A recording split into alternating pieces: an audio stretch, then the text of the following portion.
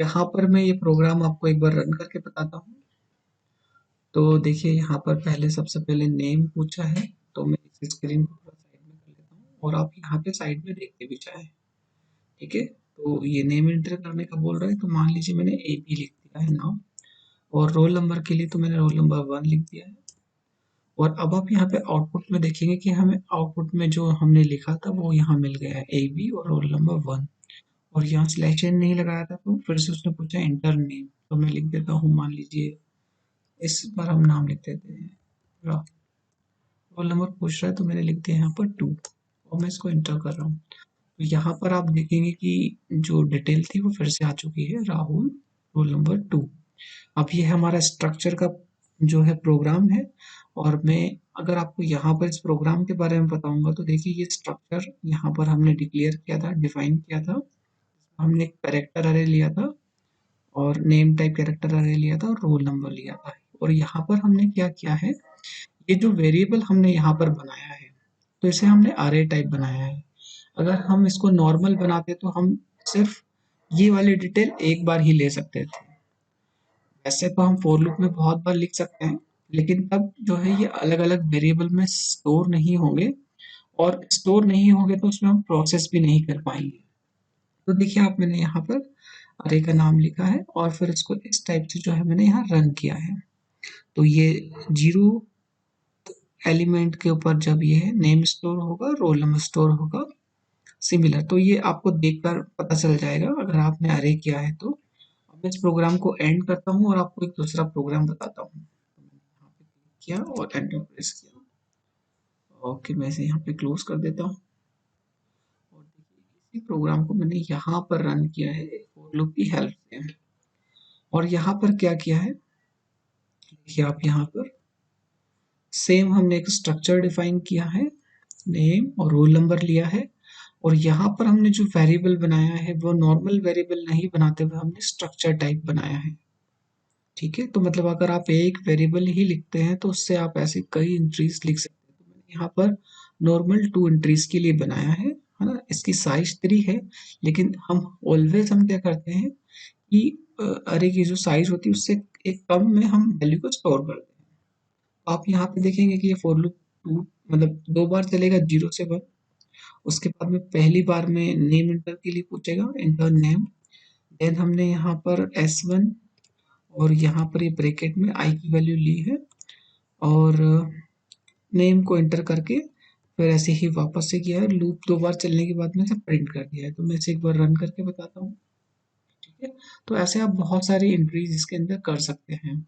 और साथ साथ में मैंने यहाँ पे क्या किया था, ये लूप कितनी बार चल रहा है उसे भी मैंने यहाँ प्रिंट कर दिया था। तो देखिए मैं नेम लिख देता हूँ, मान लीजिए रोहन लिख देता हूँ। और कभी कभी ऐसा होता है कि जो है एग्जीक्यूशन का फेल हो जाता है। तो हम फिर से लिखते हैं यहाँ पर, और मैंने यहाँ लिख दिया रोहन। रोल नंबर मान लीजिए हमने लिख दिया 1, फिर लिख दिया मान लीजिए रोहित। रोल नंबर लिख दिया 2। तो आप देखेंगे पहले 0 प्रिंट हुआ था फर्स्ट टाइम लूप चलाता था, फिर 1 प्रिंट हुआ सेकेंड टाइम चलाता था, फिर उसने नाम और रोल नंबर पूछा। और इन दोनों डिटेल को हमने क्या किया, एक फॉर लूप की हेल्प से फिर से प्रिंट कर दिया। ठीक है, तो ये प्रोग्राम जो है मैं आपको एक बार बनाकर बताता हूँ। ठीक है, तो मैंने यहाँ पे कंट्रोल शिफ्ट एन किया है, सेव किया है, और स्ट्रक्ट अरे अंडरस्कोर एग्जाम्पल जो है अभी तक मैंने यहाँ पर कितने लिए थे, 3 तक लिए, तो मैं इसको 4 कर लेता हूँ ताकि एक बार हमें याद रहे। अब देखिए हम क्या करते हैं, एक स्ट्रक्ट कीवर्ड लेते हैं और यहाँ पर स्टूडेंट नाम का स्ट्रक्चर लेते हैं। और उसके बाद में यहाँ पर हम ये कर्ली ब्रैकेट्स ओपन करते हैं। मैंने कैरेक्टर अरे लिया, यहाँ पे नेम लिखा, और इसकी जो साइज है अरे की साइज हम ऐसे ही 20 लिख देते हैं। और एक इंट ले लेते हैं और यहाँ पे लिख देते हैं roll number. Roll number underscore number कर लेते हैं सेमी कॉलन।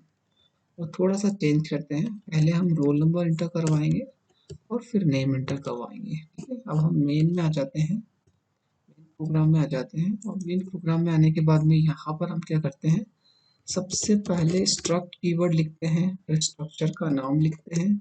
देन हम क्या करते हैं, एक वेरिएबल बनाते हैं। तो अगर हम ऐसा करते तो क्या होता, सिर्फ एक वेरिएबल की वैल्यू ही हम इसमें लिख पाते। कैसे, यहाँ देखिए प्रिंटफ लिखता हूँ, है ना, और प्रिंटफ लिखने के बाद भी यहाँ लिख देता हूँ मैं, let's suppose inter roll number, inter roll number, यहाँ सेमीकोलन, ठीक है। अब हम स्कैनफ लिखते हैं, और स्कैनफ लिखने के बाद में हम लिखते हैं यहाँ पर डी, क्योंकि पहले हम रोल नंबर एंटर करा रहे हैं, ठीक है। और एड्रेस ऑफ साइन लगाने के बाद में हम लिखेंगे s1 डॉट, क्योंकि जो भी स्ट्रक्चर के एलिमेंट है या वेरिएबल है उसको एक्सेस करने के लिए डॉट लगाते हैं हम। तो यहाँ पे मैं लिख देता हूँ रोल नंबर, ठीक है, और लिख देता हूँ सेमीकोलन, ठीक है। उसके बाद में हम प्रिंटफ लिखते हैं, प्रिंटफ में हम इंटर करवा लेते हैं जो है इंटर, में भी हम सेमी सिलेक्शन लगा के सेमी में लगा ही दिया है। और फिर से हम स्कैनफ करेंगे यहाँ पर, और स्कैनफ करने के बाद में अगेन जो है हम अब बस सिर्फ यहाँ पे परसेंट एस कर देते हैं, ठीक है। और यहाँ पर हम कर देते हैं नेम, ठीक है। तो अगर जब मैं ये करता तो मैं सिर्फ इसको एक बार ही लिख पाता यहाँ पर, कुछ ऐसे। और यहाँ पर मैंने लिख दिया फॉर एग्जाम्पल के लिए रोल नंबर, ठीक है, रोल नंबर परसेंट स्लैश ये एन, और उसके बाद में हम यहाँ पे लिख देते हैं नेम, और एन कैपिटल ले लेते हैं, है ना। और यहाँ पर हम एक चीज और करते हैं, यहाँ एक कॉलन लगा लेते हैं प्रिंट करने के लिए, तो कॉलन, और यहाँ नेम के आगे भी मैं लिख देता हूँ कॉलन, और ये एक एन हटाते हैं, परसेंट एस, थोड़ा सा स्पेस आप परसेंट एस, कोमा, क्योंकि एस वन बार हमको लिखना पड़ेगा रोल नंबर जो भी हमने वेरिएबल लिया था वो, कोमा एस वन डॉट, और उसके बाद में हम लिख सकते हैं यहाँ पर नेम, ठीक है। तो ऐसे हम लिखेंगे तो हम सिर्फ एक ही वेरिएबल बना पाएंगे, और उसको हम यहाँ से एंटर करवा सकते हैं। तो एक बार हम इसे रन करके देखते हैं, ठीक है। अभी तक कोई एरर दिख नहीं रही है, तो इन्होंने पूछा है रोल नंबर, तो रोल नंबर हम लिख देते हैं 1, फिर बोलते हैं नेम, तो मान लीजिए मैं लिख देता हूँ, ठीक है।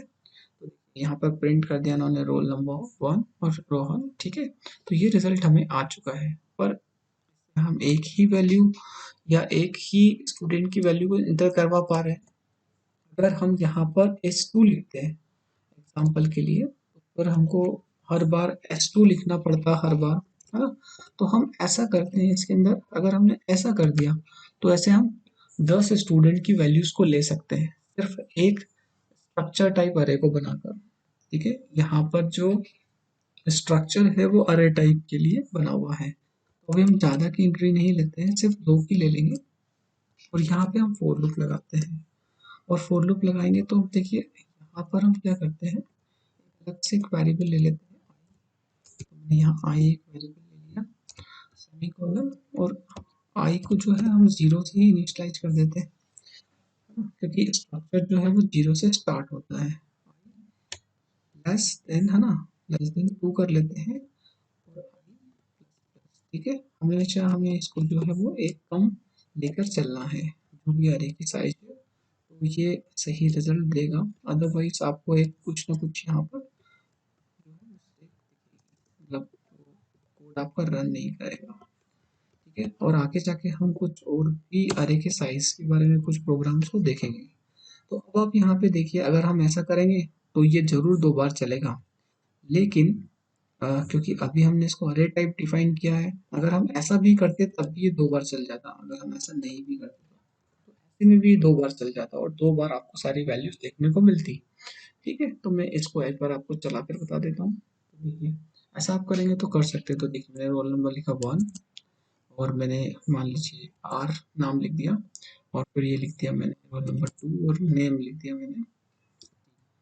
तो ये देखिए दोनों चीजें यहाँ पर आ चुकी है, लेकिन लास्ट में हमने एक बार प्रिंट किया था तो लास्ट वाली वैल्यू प्रिंट हो रही है, ठीक है, सिर्फ लास्ट में जो स्टोर था वैसे ही। पर ये इसमें ऐसा हुआ कि इसी वेरिएबल के अंदर 2 बार उन्होंने उसको लिया है, तो इसलिए हम ऐसा ना करते हुए हम क्या करेंगे, इसको एज ए अरे डिक्लेयर करेंगे, यहाँ पे इसकी साइज जो है वो 2 दे देते हैं, और आपको यहाँ पर जो है सिर्फ अरे लिखना है और की वैल्यू हमेशा यहाँ चेंज होती रहेगी। इतना सा चेंज करेंगे तो आप जितनी भी चाहे उतनी वैल्यूज को यहाँ स्टोर करा सकते हैं। सिर्फ आपको अरे साइज को जो है वो चेंज करना होगा। ठीक है, तो मैंने यहाँ पर ऐसा किया और यहाँ लिख दिया मैंने आई। ठीक है, इससे मैं यहाँ पर अभी जो है ये फोर लूप में इसे कॉपी कर लेता हूँ। ठीक है, ताकि वीडियो की लेंथ छोटी हो सके और अपलोड और सारी चीज़ें आपके लिए पॉसिबल हो सके। तो ये यहाँ पर आया और मैंने इस फोर लूप को ऐड किया। अब हम जो है यहाँ पर लिख देते हैं एक printf।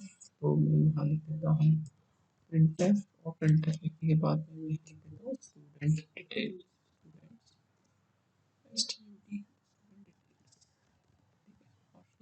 कर देते हैं और semicolon और इसको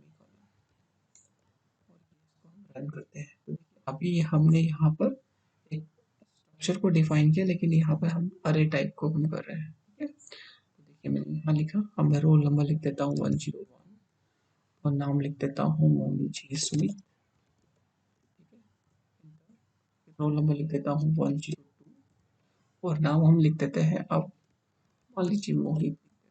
ठीक है, और स्टूडेंट डिटेल में हमको रोल नंबर 101 सुमित और रोल नंबर। ठीक है, तो ये डिटेल हमें मिल गई। यहाँ पर अगर हम यहाँ पे लास्ट में एक स्लैश एन लगाते तो हमारा काम हो सकता था। तो इस तरह से जो है आप क्या कर सकते हो, बहुत सारी डिटेल्स आप एक ही स्ट्रक्चर से डाल सकते हो। जैसे आप चाहे तो आप क्या कर सकते हैं, आप चाहे तो बुक की एंट्रीज कर सकते हैं। Thank you so much.